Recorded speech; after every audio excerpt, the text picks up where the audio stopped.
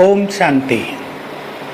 संसार में कई लोग कहते हैं कि भाग्य हमारे हाथ में है, हम जैसा कर्म करेंगे वैसा ही भाग्य प्राप्त होगा।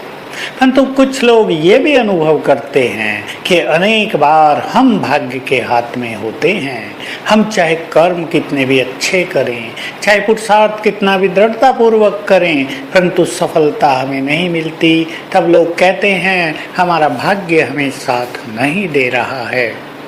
इस रहस्य को हम सभी जान लें कि संगम युग पर भाग्य और भाग्य विधाता हमारे हाथ में आ गए हैं।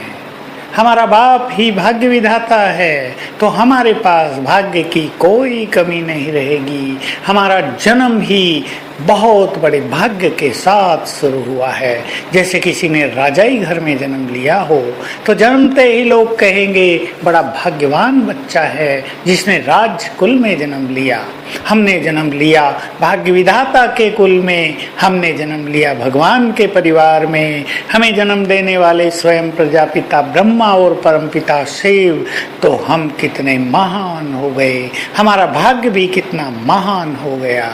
अब है कि संगम युग पर भाग्य विधाता और भाग्य हमारे हाथ में है, और शेष चारों युगों में हम भाग्य के हाथ में होंगे।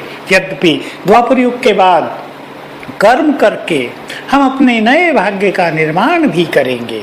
हमारा संगम युग का भाग्य दो युग की प्रारब्ध समाप्त होने के साथ ही पूर्ण हो जाएगा, परंतु द्वापर युग के बाद पुनः हम अपने भाग्य का निर्माण करेंगे कर्म के आधार पर। परंतु हमारे कर्मों का आधार भी, हमारे संस्कारों का आधार भी संगम युग ही होगा। इसमें हमने स्वयं को जितना महान बनाया है, जितना सर्वगुण संपन्न बनाया है, जितना शक्तिशाली बनाया है, जैसे डिवाइन संस्कार हमने स्वयं में धारण किए हैं, वे ही द्वापर युग से भी चलते रहेंगे।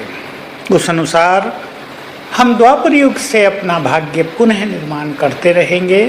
तो मूल रूप से हम ये समझ लें, मनुष्य के कर्म ही उसके भाग्य के निर्माता हैं, उसके श्रेष्ठ संकल्प ही उसके भाग्य के निर्माता हैं। उसका दूसरों को सुख देना, परोपकार करना, कल्याण करना, दूसरों के काम आना, ये उसके श्रेष्ठ भाग्य के निर्माता हैं। तो आइए हम हर तरह से पूरा जोड़ लगाकर अपने श्रेष्ठ भाग्य का निर्माण करें। देखिए, दुनिया में एक परिवार को पालने के लिए मनुष्य कितनी मेहनत करता है।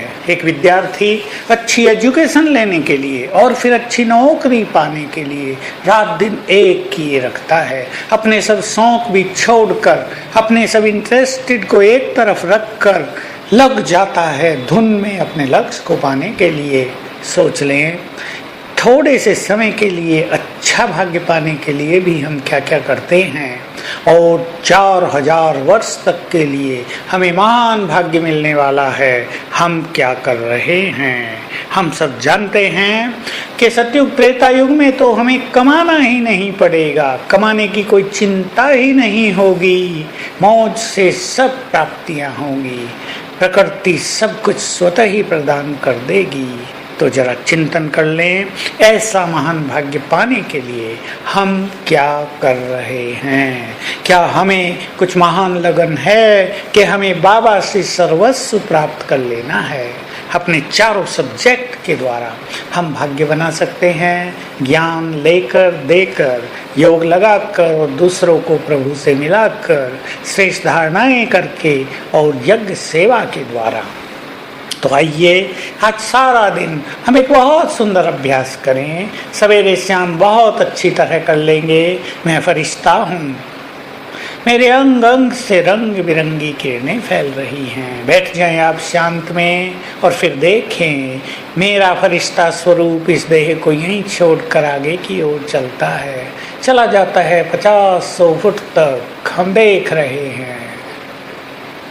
फिर वो फरिश्ता स्वरूप वापिस आता है, मुझ में प्रवेश कर लेता है, फिर निकल कर जाता है, फिर प्रवेश करता है, 5 बार बहुत अच्छी तरह ये ड्रिल करेंगे और अभ्यास करेंगे। मुझ पर फरिश्ते पर ऊपर से बाबा की किरणें पड़ रही हैं। बहुत लाइटनेस का अनुभव होगा, बहुत परमानंद की फीलिंग होगी। ओम शांति।